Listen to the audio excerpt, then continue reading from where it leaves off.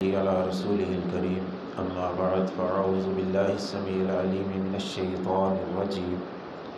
من همزه ونفخه ونفثه بسم الله الرحمن الرحيم وأقيموا الصلاة وآتوا الزكاة واركعوا مع الراكعين۔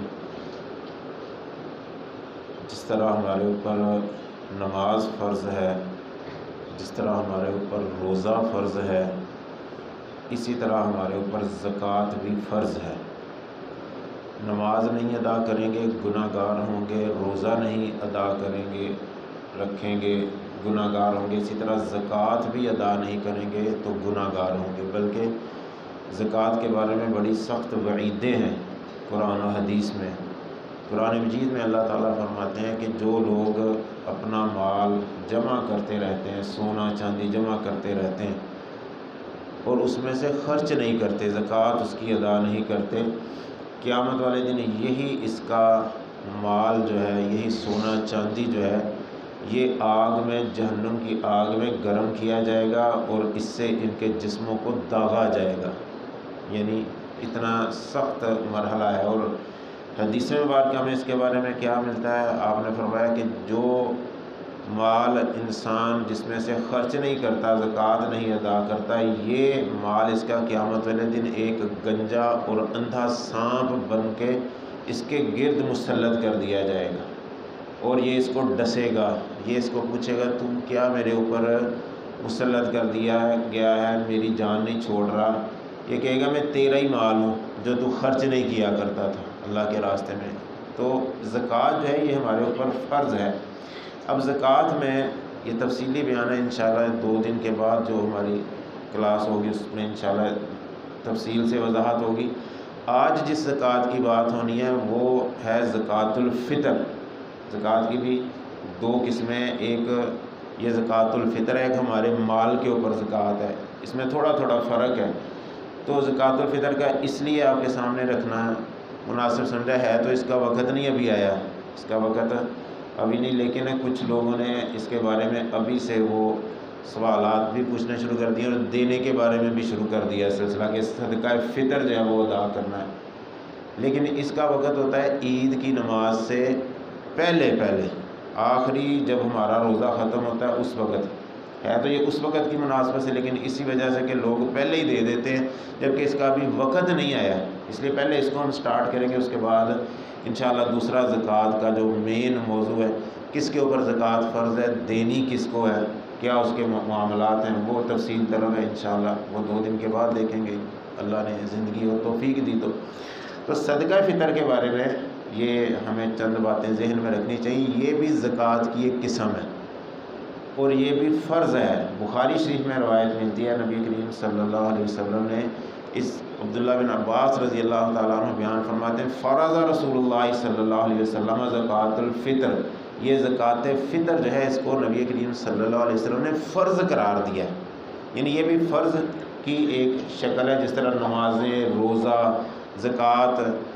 یہ ہمارے اوپر فرض ہوتا ہے، اسی طرح صدقہ فطر یہ بھی ہمارے اوپر فرض ہے۔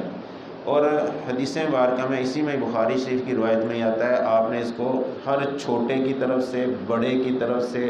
مرد کی طرف سے، عورت کی طرف سے، آزاد کی طرف سے، غلام کی طرف سے ادا کرنے کا حکم دیا۔ یعنی یہ سب کے اوپر ہے۔ جو دوسری زکوٰۃ ہے وہ صاحب نصاب کے اوپر ہے، دوسری زکوٰۃ جو ہے جس کا بعد میں وضاحت ہوگی انشاءاللہ، جس کی وہ جس کا نصاب تک بندے کا مال پہنچ گیا اس کے اوپر فرض ہے۔ لیکن یہ جو زکوٰۃ فطر ہے یہ ہر بندے پہ ہی فرض ہے، خواہ وہ نصاب والا ہے، خواہ وہ نہیں ہے، خواہ چھوٹا ہے، خواہ بڑا، بلکہ 1 دن کا بچہ جو ہے اس کے اوپر بھی زکوٰۃ فطر جو ہے یہ فرض ہوتی ہے، اس کے والدین کی ذمہ داری اس کی طرف سے بھی ادا کرنی ہے۔ یعنی یہ ہر ایک کے اوپر ہے، اس میں کوئی نصاب کا ہونا بھی ضروری نہیں ہے۔ نمبر 1 یہ ہے فرض۔ دوسرا اس کی ادائیگی کا وقت کیا ہے، یہ بھی بخاری شریف میں روایت ملتی ہے، عبداللہ بن عمر رضی اللہ تعالی عنہ سے کہتے ہیں کہ نبی کریم صلی اللہ علیہ وسلم نے حکم دیا، امر النبی صلی اللہ علیہ وسلم بزکوٰۃ الفطر قبل خروج الناس الی الصلاۃ، کہ آپ نے نماز عید کی نماز سے نکلنے سے قبل اس کو ہمیں ادا کرنے کا حکم دیا اور اس کو فرض کیا۔ یعنی اس کا اصل وقت جو ہے وہ نماز عید سے پہلے، آخری جب یہ روزہ ہمارا ختم ہوتا ہے اور سورج طلوع ہو جاتا ہے نا اس وقت سے یہ شروع ہوتا ہے، اور نماز عید سے قبل یہ اس کا درمیانی پیریڈ ہے جو افضل اور صحیح پیریڈ ہے اس کے ادا کرنے کا۔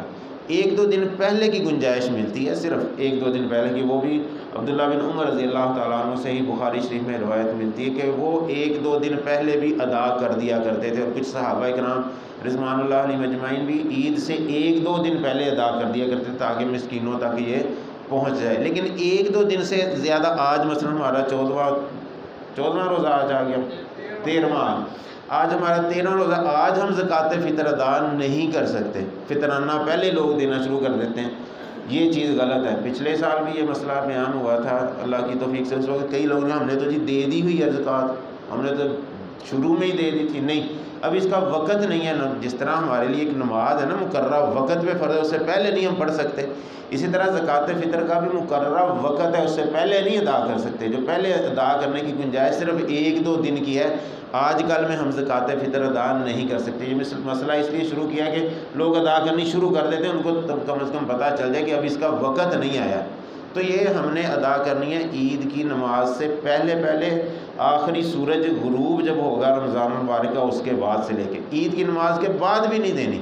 اس کے بارے میں بھی روایت ملتی ہے، نبی کریم صلی اللہ علیہ وسلم نے فرمایا، یہ بھی بخاری شریف کی، کہ جس نے عید کی نماز سے قبل ادا کیا اس کا تو صدقہ فطر ادا ہو گیا، جس نے عید کی نماز سے بعد کیا اس کا کوئی صدقہ فطر نہیں ہے، وہ عام صدقے کی مد میں جائے گا، یعنی جو فرض صدقہ وہ اس کا ادا نہیں ہوگا، یعنی نہ عید کی نماز کے بعد دینا اور نہ آج کل دینا، اس کا وقت جو ہے آخری جب روزہ ختم ہوگا اس کے بعد سے سٹارٹ ہونا ہے۔ اب یہ دینی کتنی ہوتی ہے، یہ بھی ایک مقدار اس کی شریعت نے مقرر کی ہے، ایک سا، اس کے بارے میں بھی بخاری شریف میں روایتیں تفصیل کے ساتھ موجود ہیں۔ ایک سا ہمارا جو پیمانہ نا موجودہ، اس ہمارے تو سا کا سلسلہ نہیں چلتا نا، ہمارے کلوؤں کا سلسلہ چلتا ہے، تو نبی کریم صلی اللہ علیہ وسلم کے دور میں سا چلتا تھا، سا ایک پیمانہ، یعنی کہ ڈبہ سمجھ لیں، اس میں آتی تھی جتنی گندم اس میں اس کو ایک سا مقرر کیا ہوا تھا، اتنا دینا ہے۔ اب ایک سا جو ہمارا مقرر ہے وہ ہے تقریباً 2.5 کلو ہمارے موجودہ وزن کے مطابق ہم نے ایک سا وہ ادا کرنا ہے، لیکن کس چیز کا، اس کے بارے میں بھی روایتیں بخاری شریف میں موجود ہیں۔ یہ کھجور ہے، یہ جو ہیں جو اس وقت نبی کریم صلی اللہ علیہ وسلم کے دور میں لوگوں کی خوراک ہوتی تھی، منقع ہے، پنیر وغیرہ، ان چیزوں میں جو خوراک استعمال ہوتی تھی اس میں سے یہ ایک سا ادا کرنا ہوتا ہے۔ ہماری روٹین کی خوراک کیا ہے، یہ گندم، ہم گندم کھاتے ہیں نارملی، تو ہم نے گندم میں سے ادا کرنی ہوتی ایک بندے کی طرف سے 2.5 کلو گندم۔ اب اس میں ریٹ کے چکروں میں ہم پڑ جاتے ہیں کتنا دینا ہے، ہر سال یہ بھی بحث چلتی کتنے پیسے جی فطرانے کے کتنے دینے، اس چکر میں پڑے نا ڈائریکٹ گندم ہی دے دیں جو کھاتے ہیں، کیونکہ نبی کریم صلی اللہ علیہ وسلم کے دور میں یہ پیسوں پوسوں کے ساتھ اس کا سلسلہ نہیں ہوتا تھا، بلکہ یہ جنس کی شکل میں ہی ہوتا تھا۔ گندم تو اس وقت نہیں تھی، وہ کھجوروں کی شکل میں، جو کی شکل میں، پنیر کی شکل میں، جو کھانے کی یعنی جنس ہوتی اس کی مد میں نبی کریم صلی اللہ علیہ وسلم دیا کرتے تھے، اور صحابہ کرام بھی، تو ہم بھی اسی پیسوں کے چکر میں پڑے ہی نا، اسی انداز میں سنت طریقے کو اپنائیں۔ ہماری خوراک ہے گندم ہم کھاتے ہیں یا چاول کھاتے ہیں، چاولوں میں بھی دی جا سکتی، 2.5 کلو گندم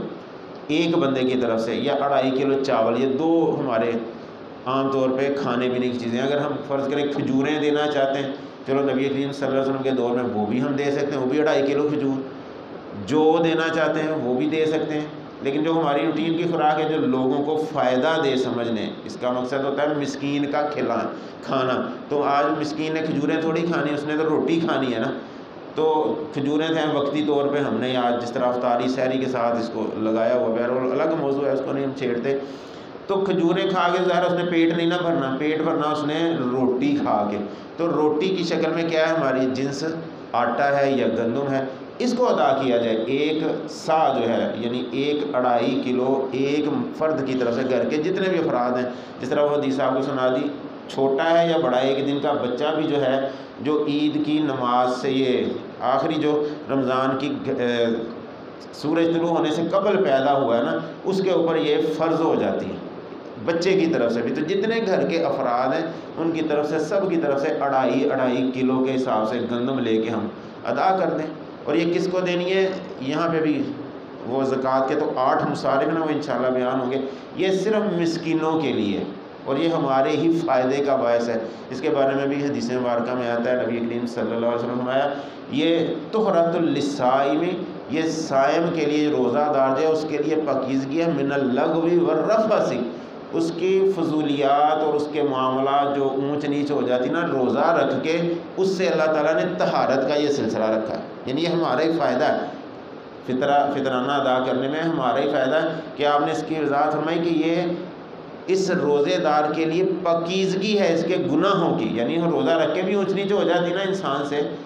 روزہ رکھ کے تو بچنا چاہیے ہر گناہ سے، لیکن انسان ہے، بندہ بشر ہے، بھول چوک ہو جاتی ہے۔ یہ صدقہ فطر کا مقصد آپ نے فرمایا یہ انسان کے روزے کی حالت میں جو کمیاں کوتاہیاں ہوتی ہیں ان کو دور کرنے کے لیے اللہ نے صدقہ فطر رکھا ہے۔ اور وَتُومَةٌ لِّلْمَسَاکِینِ، دینا کن کو؟ کھانا ہے یہ مسکینوں کے لیے، یعنی مسکینوں کو یہ ادا کرنا ہوتا ہے۔ یہ 8 مصارف جو ہیں ان کو نہیں ادا کرنا، یہ صرف مسکین لوگ۔ مسکین کیا ہوتے ہیں؟ جن کے پلے کچھ بھی نہیں ہوتا، اس کو مسکین کہتے ہیں۔ کہ فقیر ہے اور مسکین، یہ بھی وہاں پہ تفصیل وضاحت سے بیان ہوگی انشاءاللہ جب زکوٰۃ میں